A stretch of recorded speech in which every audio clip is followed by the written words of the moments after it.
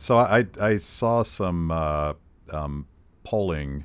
A pollster had analyzed some 10 states, not New Hampshire, but 10 states where there were primary votes over the past couple weeks, I guess. And Republican turnout is way up.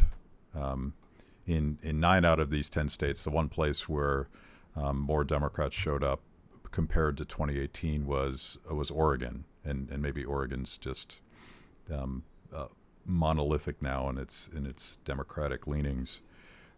So there's people are frustrated. People are showing up, and my sense is that lockdowns and inflation and the way that the teachers unions didn't let kids go to school, all of these basic quality of life issues seem to be driving a political revolution.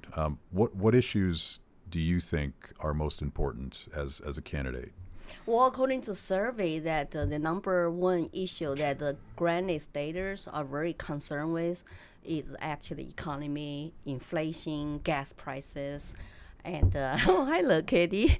And the thing is, so they By the way, his name is Reardon, so he's an objectivist cat. He's a big oh, that's cool. he's Yeah. a big fan of Ayn Rand, Yeah. and he may have issues with respecting property And rights. I read Yeah. the Agnes Chirac. That's one of the books kind of wake me up in this country to realize, there's a lot more philosophy out there besides I was told just believe government as Yes. solutions.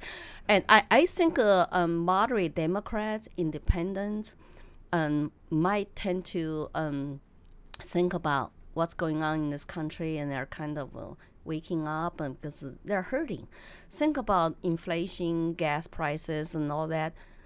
Who got hurt most is working families, and who have to pay bills, who have to drive to work. Yeah, it's a tax on working people. Yeah, it's inflation is just the tax increase without legislation.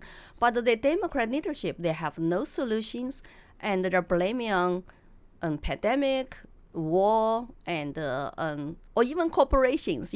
Like Biden said, they need to pay more taxes. Like, I don't know. Do you think our politicians are totally economically illiterate?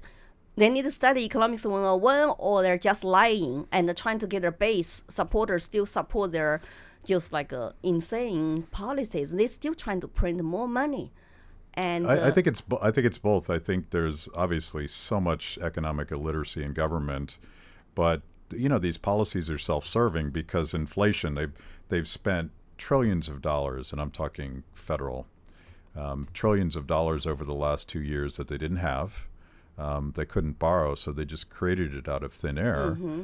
And that's not just a tax on working people. It's a wealth and power transfer back to insiders, including the political class. So, like, I might sound like Mao here, but the rich are getting richer, the laptop class and the political class, because the distribution of that money doesn't really go to people. It goes to people in power.